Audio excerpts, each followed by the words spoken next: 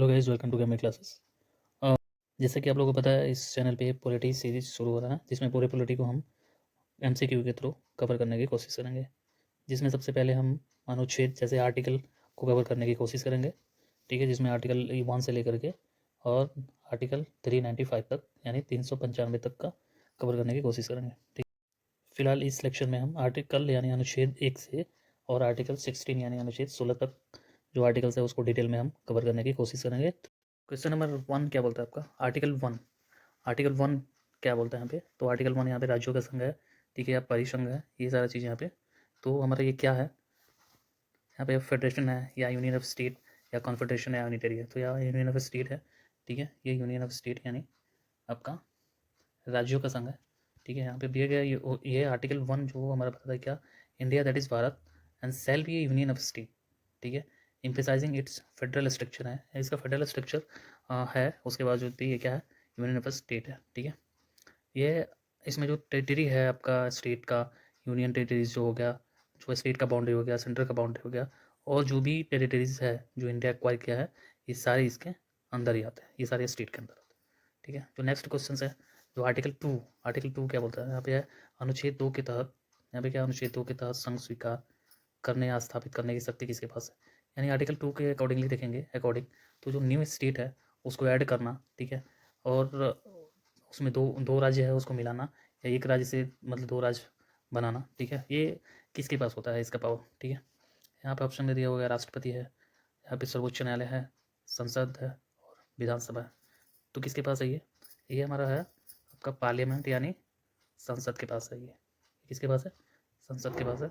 जो संसद है वो जैसे पार्लियामेंट नया स्टेट बना भी सकता है, ठीक है, और जो ऑलरेडी एग्जिस्टिंग स्टेट है उसको दूसरे स्टेट में मिला भी सकता है, ठीक है। नेक्स्ट क्वेश्चन की ओर बढ़ते हैं। नेक्स्ट क्वेश्चन है, कौन सा निकाय अनुच्छेद 3 के तहत नए राज्यों का गठन कर सकता है या मौजूदा राज्यों की सीमाओं को बदल सकता है, ठीक है। तो यहाँ पे अनुच्छेद 3 के तहत बता रहा है, तो अनुच्छेद 3 में जो दिया गया है उसमें अकेले राष्ट्रपति कर सकता है या राष्ट्रपति की सहमति वाला संसद, सर्वोच्च न्यायालय, राज्यसभा, ठीक है। तो इसमें भी हमारा पार्लियामेंट करेगा लेकिन राष्ट्रपति की सहमति चाहिए, ठीक है। ऑप्शन नंबर बी यहाँ पे करेक्ट हो जाएगा आपका। जो नेक्स्ट क्वेश्चन था वो अनुच्छेद 4 यानी आर्टिकल 4 क्या बोलता है। तो आर्टिकल 4 संसद को अनुच्छेद 2 और 3 के तहत कानूनों के संबंध में क्या करने की अनुमति देता है। यानी आर्टिकल जो 4 है उसमें क्या दिया गया, जो आर्टिकल 4 है वो पार्लियामेंट को अनुच्छेद जो आर्टिकल 2 और 3 के तहत कानून के संबंध में क्या अनुमति करता है, ठीक है। तो उसमें हमारा क्या करता है, जैसे अनुसूचियाँ है और आकस्मिक मामले में संशोधन कर सकता है, बस इतना ही। जो हम ऑप्शन नंबर बी हमारा करेक्ट होगा यहाँ पे। जैसे कि यहाँ पे जो भी अमेंडमेंट है, जो provide amendment to schedule and incidental matter में, जैसे वैसे लॉ, वैसे कानून को अमेंड जो किया गया है फर्स्ट में और 4th शेड्यूल में, ठीक है, और सप्लीमेंट इशूज़ कर सकता है without needing a constitution amendment, यानी इसको कॉन्स्टिट्यूशन अमेंडमेंट करने की ज़रूरत नहीं है, ठीक है। नेक्स्ट जो है हमारा आर्टिकल 5 क्या बोलता है। यहाँ पे ये क्वेश्चन आर्टिकल 5 के तहत यानी अनुच्छेद 5 के तहत संविधान के प्रारंभ में भारत का नागरिक किसे माना जाता है, ठीक है, भारत का नागरिक किसे माना जाता है, ठीक है। ऑप्शन नंबर यहाँ पे ऑप्शन में है केवल वो भारत में जो पैदा हुआ है वही नागरिक है, या भारत में अधिवक्ता जो है व्यक्ति वो है, ठीक है, केवल हिंदू हैं, या वीज़ा वाले विदेशी नागरिक माना जाएगा, ठीक है। तो यहाँ पे जो पर्सन है जो भारत के हैं और जो कुछ कंडीशन जो है उसको फुलफ़िल करते हैं, जैसे इंडिया के रहने वाले हैं और कुछ कंडीशन को फुलफ़िल करें तो वो हमारा माने जाएंगे कि हमारा नागरिक है, ठीक है। नेक्स्ट जो है अनुच्छेद 6 किसे नागरिकता का अधिकार देता है। तो अनुच्छेद 6 किसको नागरिकता का अधिकार देता है, ठीक है। इसमें पाकिस्तान से आए प्रवासी जो 19 जुलाई 1948 से पहले भारत में प्रवेश कर गए थे, सभी विदेशी नागरिक, केवल भारतीय वंश और किसी भी देश के आए हुए शरणार्थी, ठीक है। तो इसमें क्या है, जो पाकिस्तान से आए हुए हैं, जो भी पाकिस्तान से आए प्रवासी जो 19 जुलाई 1948 से पहले भारत में प्रवेश कर गए थे, वो उनको नागरिकता का अधिकार दिया जाता है, यह अनुच्छेद 6 बोलता है, ठीक है। अब नेक्स्ट क्वेश्चन जो हमारा है वो है अनुच्छेद 7। तो फिर अनुच्छेद जो आर्टिकल 7 में है, तो इसके अकॉर्डिंग कौन भारत का नागरिकता का दावा कर सकता है, ठीक है। तो ये दोनों में थोड़ा सा कन्फ्यूजन है। इसमें है कि पाकिस्तान जाने वाले प्रवासी जो बाद में वापस गए यानी 1948 के बाद में वापस गए, ठीक है, और जो व्यक्ति विभाजन के बाद लेकिन संविधान से पहले पाकिस्तान से भारत आ गए हैं, सभी प्रवासी हैं नेपाल के नागरिक, ठीक है। तो इसमें क्या है, जो व्यक्ति विभाजन के बाद, ठीक है, लेकिन संविधान से पहले पाकिस्तान से भारत आ गए, उनको माना जाएगा भारत का नागरिक, ठीक है। थोड़ा सा डिटेल देखते हैं यहाँ पे है कि जो पाकिस्तान से आए after partition but before the constitution, यानी पार्टीशन के बाद आए लेकिन तो कॉन्स्टिट्यूशन जब हमारा बना उसके पहले आ गए तो हमारा नागरिक माने जाएंगे, ठीक है। अब यहाँ पे जो आर्टिकल 6 और 7 में थोड़ा सा कन्फ्यूजन हो सकता है। तो आर्टिकल 6 क्या बोलता है, वो बोलता है कि वो जो भारत में इंटर कर गए थे 19 जुलाई 1948 के पहले वो माने जाएंगे नागरिक। लेकिन आर्टिकल 7 क्या बोलता है कि जो 1948 के बाद भी आए हैं और जो 1950 के पहले आए हैं तो वो नागरिक माने जाएंगे, ठीक है। अब अनुच्छेद 8 बोलता है, यहाँ पे क्वेश्चन है, अनुच्छेद 8 किन देशों में रहने वाले भारतीय मूल के व्यक्तियों को नागरिकता की अनुमति देता है, ठीक है। अब यहाँ पे क्या है कि सिटीजनशिप किसको अलाउ करता है, तो यहाँ पे किसी भी देश में जो रह रहा है उसको, या विभाजन से पहले विभाजित भारत में, तो यहाँ पे क्या है, जो विभाजन से पहले विभाजित भारत में है तो उसको हमारा नागरिकता का अनुमति देता है, ठीक है। तो उस पर जो अप्लाई होगा, जो हमारा इंडिया के जो country formerly part of India, जो इंडिया जब डिवाइड नहीं हुआ था तब आए थे, उस पर लागू होगा, ठीक है। जो 9 है, जैसे आर्टिकल 9, तो उसके अकॉर्डिंगली भारतीय नागरिकता का क्या होता है, जैसे आर्टिकल 9 क्या डिस्क्राइब करता है, ठीक है। आर्टिकल 9 क्या बोलता है, यदि यदि आप विदेशी नागरिकता प्राप्त करते हैं तो यह औपचारिक रूप से खो जाती है, इसे संसद से अनुमोदन की आवश्यकता होती है या बरकरार रहती है अस्थायी। यहाँ पे क्या है हमारा, इंडिया में क्या है, इंडिया में क्या है कि डुअल सिटीजनशिप अलाउ नहीं है, यूएस में डुअल सिटीजनशिप अलाउ है।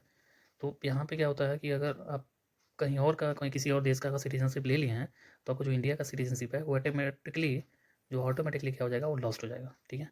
तो यदि आप विदेशी नागरिकता प्राप्त करते हैं तो जो आपका जो नागरिकता है जो भारत का, वो क्या हो जाएगा, रद्द कर दिया जाएगा। ऑप्शन नंबर 1 यहाँ पे आपका करेक्ट आंसर है, ठीक है।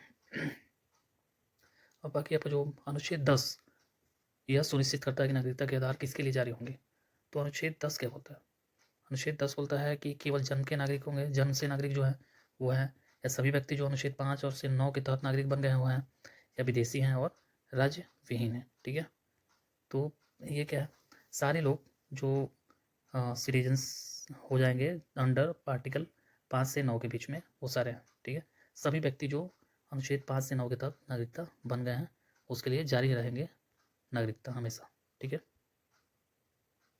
नेक्स्ट जो क्वेश्चन है, अनुच्छेद 11 यानी आर्टिकल 11 क्या बोलता है, नागरिकता के संबंध में कानून बनाने की शक्ति किसके पास है। तो अभी नागरिकता के संबंध में कानून कौन बना सकता है, तो पार्लियामेंट यानी संसद ही बना सकता है, ठीक है। तो ऑप्शन नंबर बी आपका करेक्ट होगा, ठीक है। Parliament can regulate citizenship by law, वो लॉ के थ्रू बनाएगा, ठीक है। Law must not be inconsistent with the constitution, ठीक है। ये क्या करता है, फ्लेक्सिबिलिटी जो अलाउ करता है, लेकिन विद इन कॉन्स्टिट्यूशन जो बाउंडेशन है उसके पीछे। जो आर्टिकल आपका 12 है यानी 12 है, वो क्या बोलता है, राज्य के रूप में क्या परिभाषित करता है, वो गवर्नमेंट और parliament of India, state government और लोकल अथॉरिटीज़, ये इसमें सारे इंटिटीज़ इंक्लूड रहते हैं जो एक्सरसाइजिंग करेंगे गवर्नमेंटल पावर को फंडामेंटल राइट के पर्पज़ के लिए, ठीक है। तो यहाँ पे ऑप्शन नंबर बी करेक्ट होगा। 13 संविधान पूर्व कानूनों के बारे में क्या घोषित करता है।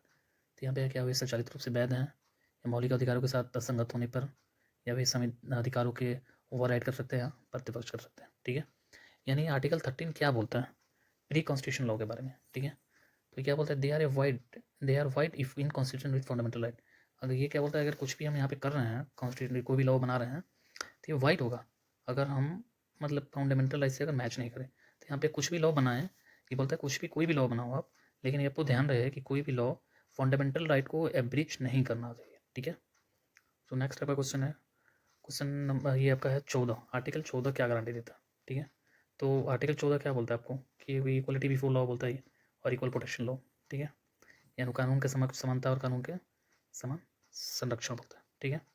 यानी आपका डिस्क्रिमिनेशन जो है, भेदभाव जो है उसको प्रोहिबिट करता है, और फेयर ट्रीटमेंट का ये इंश्योर करता है कि फेयर ट्रीटमेंट हो, यानी सबका बराबर ट्रीटमेंट किया जाए, ठीक है। आर्टिकल 15 जो अनुच्छेद 15 है किस आधार पर भेदभाव पर रोकता है, ठीक है। धर्म, मूल, जाति, लिंग या जन्म स्थान पे, आयु या आय पे, राजनीतिक संबंध पे, शिक्षा स्तर पे। तो ये क्या करता है, धर्म के आधार पे हम भेदभाव नहीं कर सकते हैं, लिंग के आधार पे नहीं कर सकते हैं, जाति के आधार पे नहीं कर सकते हैं, इसको इंश्योर करता है ये आर्टिकल 15, ठीक है। तो religion, race, caste, sex, place पे नहीं करता। इसका एम यही है कि इक्वलिटी प्रमोट करना है पब्लिक स्पेस में। जैसे मान लो धर्म के आधार पर किसी को पानी पीने से नहीं रोक सकते हैं, ठीक है। और जैसे सेक्स यानी हम कोई ये किसी भी कहीं भी पार्टिसिपेट जैसे मेल कर रहा है तो फीमेल नहीं कर रही है, तो इस चीज़ों को हम प्रोहिबिट करते हैं जो डिस्क्रिमिनेशन हो रहा है ग्राउंड पे, ठीक है। नेक्स्ट जो हमारा क्वेश्चन है अनुच्छेद 16 यानी आर्टिकल 16 क्या सुनिश्चित करता है। तो यहाँ पे क्या है, सभी नौकरी के लिए समान वेतन, सार्वजनिक रोजगार में अवसर की समानता, निजी क्षेत्र में समानता, शिक्षा में आरक्षण। तो निजी क्षेत्र में समानता तो नहीं हो सकता है, शिक्षा में आरक्षण नहीं हो सकता है। यहाँ पे क्या है कि सार्वजनिक रोजगार जो गवर्नमेंट है उसमें रोजगार जो है उसमें समानता होनी चाहिए। जैसे इक्वल अपॉर्चुनिटी मिलनी चाहिए पब्लिक एम्प्लॉयमेंट में। जैसे जैसे prohibit discrimination in government job, जैसे ये अलाउ करता है बैकवर्ड क्लास रिजर्वेशन को भी कि तो प्रमोट करे इक्वलिटी को, ठीक है। जो पीछे है उसको आगे करने की कोशिश करता है, ठीक है। इस लेक्चर में इतना ही। आगे जो नेक्स्ट लेक्चर आएगा इसके आगे पार्ट में हम देखेंगे, ठीक है। तब तक आप पढ़ते रहें। Thank you.